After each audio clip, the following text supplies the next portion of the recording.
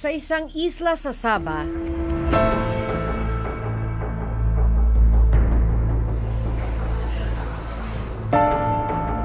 sex slave kung ituring ang ilang Pilipino.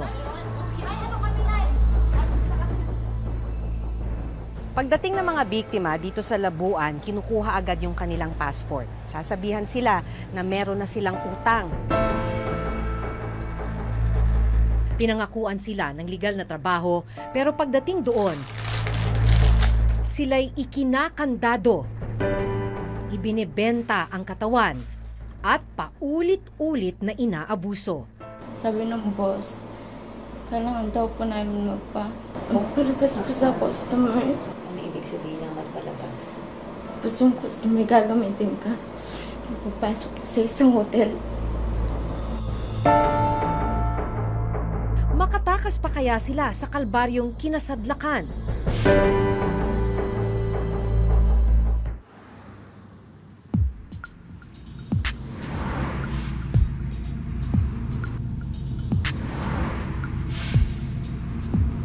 Disyembre ng nakaraang taon, tinungo namin ang isla ng Labuan. Papunta tayo ng Labuan Island, bahagi pa rin ito ng Sabah. Isa itong red light district dahil punong-puno ito ng mga bar at ng mga pub. At dito rin sa Labuan Island matatagpuan ang ilan sa mga kababayan nating may tuturing na trafficked women.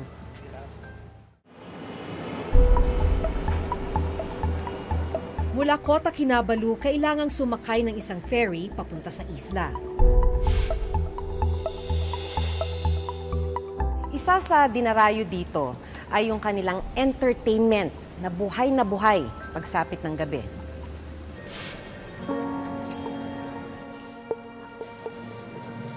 Pagdating sa isla, nakilala ko ang isang Pilipinong tumutulong sa mga kababayan nating nabibiktima ng sex trafficking. Habang nag-iikot tayo dito sa Labuan, nakatanggap yung kababayan natin na tumutulong sa mga Pinay na traffic dito sa Labuan Island na nagsasabing humihingi ng tulong na makauwi na ng Pilipinas. So, susubukan natin siyang makausap. Abangan na rin natin kung ano yung mangyayari dahil karamihan dun sa mga trafficked women dito, ang kailangan nilang malagpasan ay yung takot na makabalikan sila ng mga sindikato na may hawak sa kanila dito sa may Labuan. Ano pong sabi? Gusto na lang daw talaga siyang ayaw niya magtrabaho. Pag sinabi pong trabaho, ito ho yung trina-traffic po sila, no? Yung nasa bar po sila, nasa karaoke.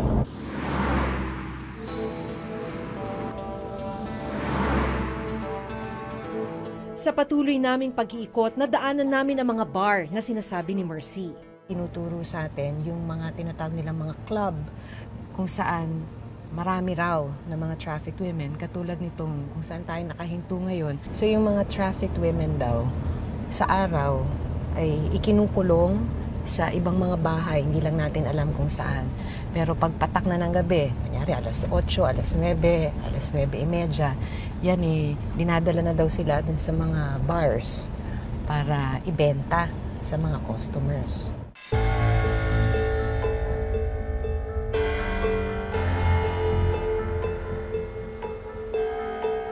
Pagkagat ng dilim, unti-unti na ring nabubuhay ang mga ilaw ng mga club at pub sa Labuan.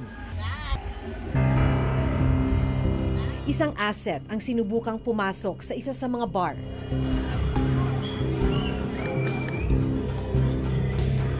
Maya-maya pa, isang babae ang lumapit sa aming asset at nagsabing pumili na ng mga babae na pwedeng itable. Pinatayo niya ang nasa mahigit 10 babae. Lahat daw mga Pilipina. Ang pinakabata sa kanila, 19 na taong gulang. Kalimitan po, pumupunta po sila dito. Akala nila ibang trabaho? Yes po, ang sabi ng daw, isang trabahong maganda, receptionist ng hotel, isang waitress. Pagdating dito, ganon. Kinukuha na ho yung passport nila. Opo, sa kinukuha na daw passport nila yan lahat. Pagdating ng mga biktima dito sa Labuan, kinukuha agad yung kanilang passport. Sasabihan sila na meron na silang utang. Ang pinakamababang utang ay 6,500 ringgit. Katumbas ito ng around 80,000 pesos. At para mabayaran yung utang na yon, kailangan daw nilang magpa-booking. Pero bukod sa halos araw-araw na pagbebenta sa kanila, posible rin silang mahuli ng Malaysian authorities dahil sa kawalan nila ng dokumento para makapagtrabaho rito sa Sabah. Ganito ang nangyari kina Chona, Loida at Gemma nito lamang nakaraang Nobyembre. Ano nangyari nung day? Inanapan po kami ng passport. Tapos yung iba po kasi, yung ibang mga bag, wala pong passport, wala ang ka-documents pumunta dito. Tapos pinagsasampal-sampal nila sa amin yung mga passport. Pagdating sa kulungan, dito na raw mas naging mala-impyerno ang kanilang mga buhay. Akala nyo, yung raid, baka maliligtas na kayo. Opo. Ang akala namin, iuwi na kami. Yung pag-raid nila sa amin, kinulong po kami na dahil pa naming kriminal. Mas malala pa yung dinanas namin sa kulungan kaysa dinanas namin dito sa quarters namin. Parang doble yung dinanas namin doon. Pansamantalang nakalaya ang tatlo matapos silang tulungan ng ilang kaibigan na makapagbayad ng piyansa. Nagbayad ng abogado 3,000 RM, tapos deposit sa'yo 3,000 RM, so 6,000 yun. Pero mag-attend pa po ako ng hearing. May chance pa daw po na makulong po ako. Habang nasa biyahe, itinuro nila sa amin ang kanilang naging kulungan. Pilipina po lahat ng kinukulong nila, iba dyan. Diyan? Opo. Sa police station na yan? Meron po nakakulong dyan, bago nila dadala sa Lumamera. Pero meron pa po dyan. Mga ilang Pinay yan? Ayun. Marami po, kaso yung iba nakalabas din. Kaso tulad din po namin, pansamantala lang. Pansamantala. Gaya ng ibang biktima, pinangakuan din sina Chona ng magandang trabaho bago pumunta rito sa Sabah. Kwento nila, mula Maynila, dinala sila ng recruiter sa Brooks Point, Palawan. Mula Palawan, isinakay sila sa isang bangka at bumiyahe ng 7 oras hanggang makarating ng Sabah. Ako. Hindi kayo dumaan sa immigration. Hindi po. May mga hawak ba kayong passport? Passport po, may hawak po kami. Nagtaka nga po kami, bakit doon kami dinahan? Ano yung akala mong trabaho? Waitress lang po talaga. Yan po kasi yung sinabi ng agent sa amin. Pumaya po ako kasi sabi nila, 1 month, 3,000 RM yung sahod. Magkano na rin po yun sa Pinas, nasa 30,000 na po. Tapos, tinatanong ko, bakit ganito? Sabi, bakit kailangan namin mag-makeup? Bakit kailangan namin mag-base ng sexy? Doon na po ako nagtanong. Sabi, sabi ng boss, kailangan daw po namin ganun na po. Magpalabas. Wala na po akong magawa. Kailangan daw po namin makabayad ng utang. Ano ibig sabihin ng magpalabas? Magpalabas ko sa customer. Tapos yung customer gagamitin ka. Pupasok po sa isang hotel. Gaano katalas sa isang gabi? 2 beses po. Araw-araw? Kung meron po may gusto sa'yo, kailangan mo sumama. Pag wala po, wala daw po ang kikitain. So araw-araw kayong nire-rape na? Opo. Binabayaran lang sila ng kanilang manager sa club 2 beses sa isang buwan. Pero dahil lubog sila sa utang, kadalasan kakarampot lang ang napupunta sa kanila. Maliban sa pambubugaw at panggagahasa, ang iba sa kanila nakakaranas rin daw ng pananakit na pisikal. Pag kinukulit nila na baka pwede na kaming umuwi, ayaw po nilang payagan, lalo na po pag malakas po yung babae. Kunting dahilan lang po, ginagawa po nilang malaking bagay na sinasaktan po nila. Pag sinasaktan, sampal lang. Bilang bugbog po. Pagkatapos nilang magtrabaho, ikinukulong naman sila sa mga kwarto na kung tawagin nila ay quarters. Sino lang may hawak ng Yung susi? mami po namin, Pilipina din po siya. Kahit po lang po ang makiusap kami, magpapadala po kami.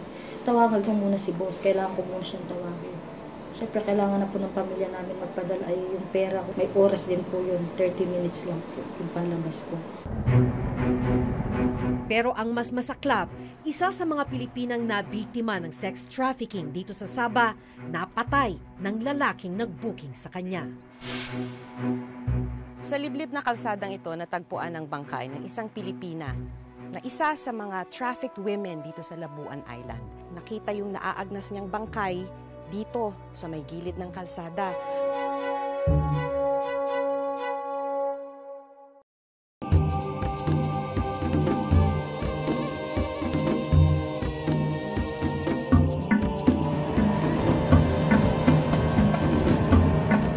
Ayon sa isang biktima na nakausap natin, mula sa Palawan ay pinasakay sila ng isang bangka. 11 babae sila noon. 9 na oras silang nasa laot hanggang makarating sila ng Sandakan sa Sabah. Mula naman sa Sandakan ay pinasakay sila ng bus na naghatid sa kanila hanggang Kota Kinabalu. Mula Kota Kinabalu ay sumakay sila ng speedboat tulad nitong sinasakyan natin ngayon hanggang makarating ng Labuan Island.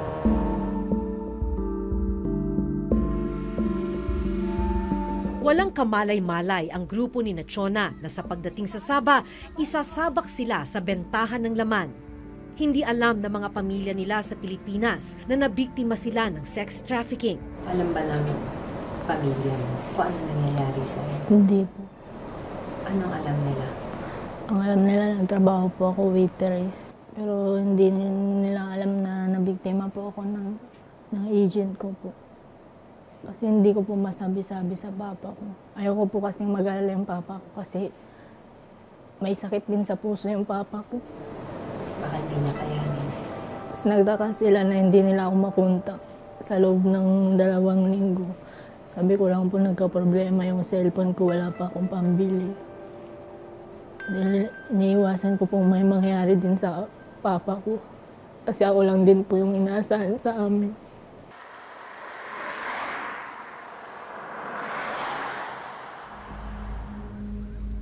Pero ang mas masaklap, may pagkakataong mitsan ng buhay ng ilan nating kababayan ang kinasadlakang kalakaran.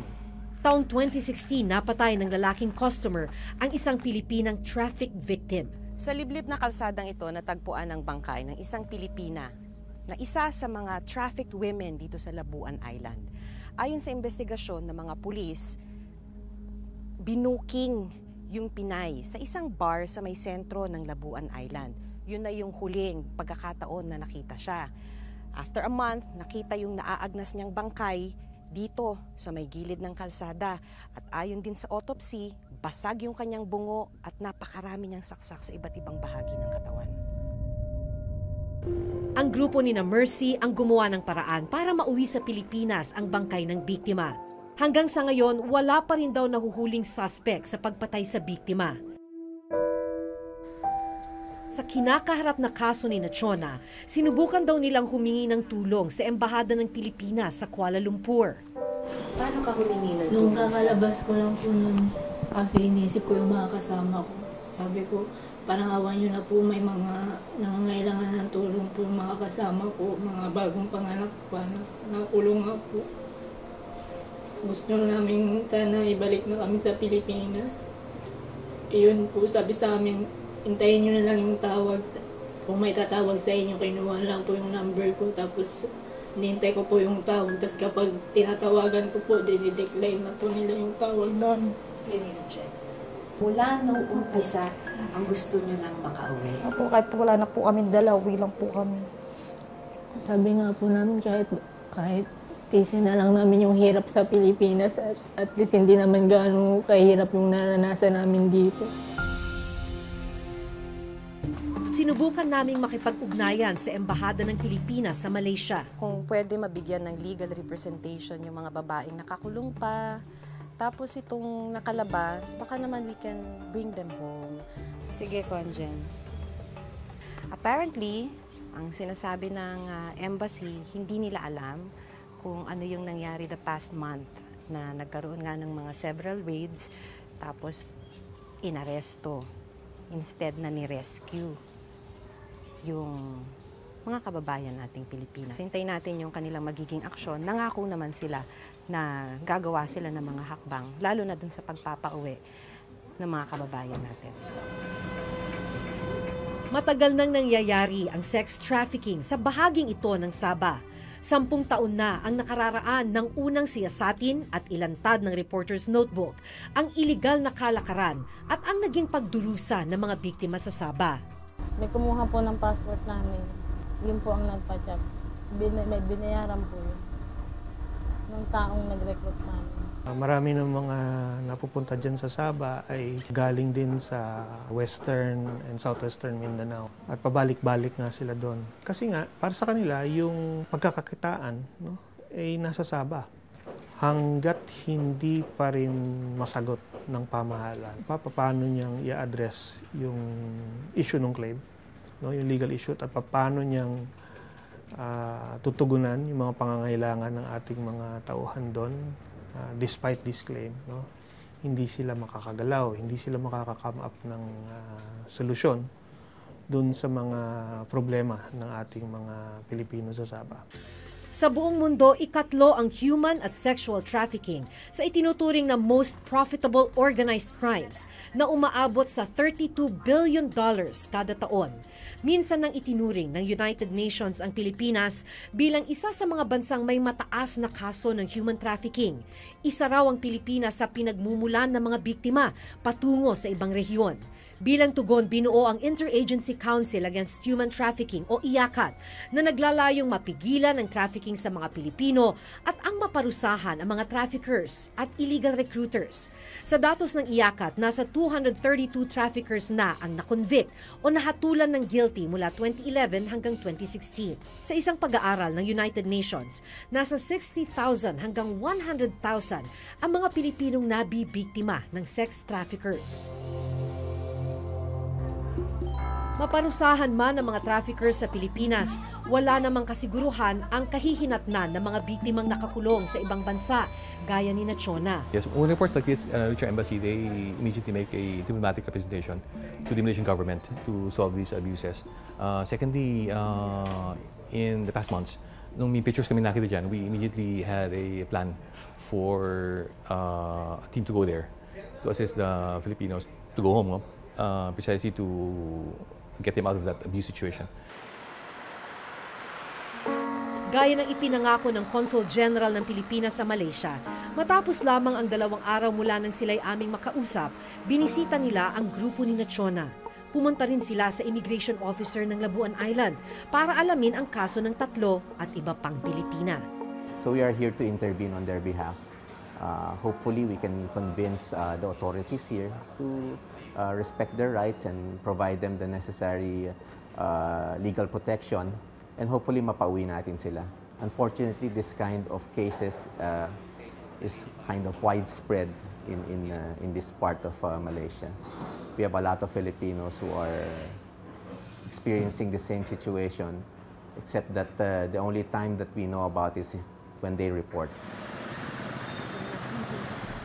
Panahon na raw para magkaroon ng permanenteng kinatawan ng Embahada ng Pilipinas dito sa Sabah para may matakbuhan ang mga nabibiktimang Pilipino.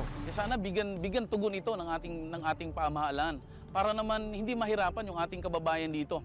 Diyan sa mga dokumento kailangan la, sa mga problema, sa mga basic need na kailangan ng ating kababayan dito. The Department of Foreign Affairs is always on top of the situation. Long term, we hope that we will be able to make our trips more frequent and longer so that ma-engage natin sila fully and yung kanilang lahat ng karapatan ay maprotektahan.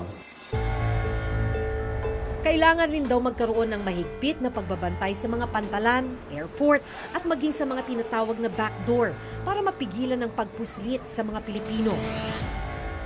Matapos ang unang hearing sa Sabah, nagpasya ang korte na muling ikulong sina Chona, Loida at Gemma habang patuloy na dinidinig ang kanilang kaso. Umaasa silang sa tulong ng DFA at Embahada ng bansa, agad na silang makakalaya at makakauwi ng Pilipinas para muling makapagsimula. Gusto naman po namin umuwi, hindi naman makakauwi. So ganito na lang po siguro, hintayin na lang namin hanggang kailan kami papauwiin.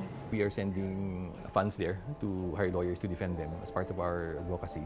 So yung case natin will have to continue with our defense of these 3 victims.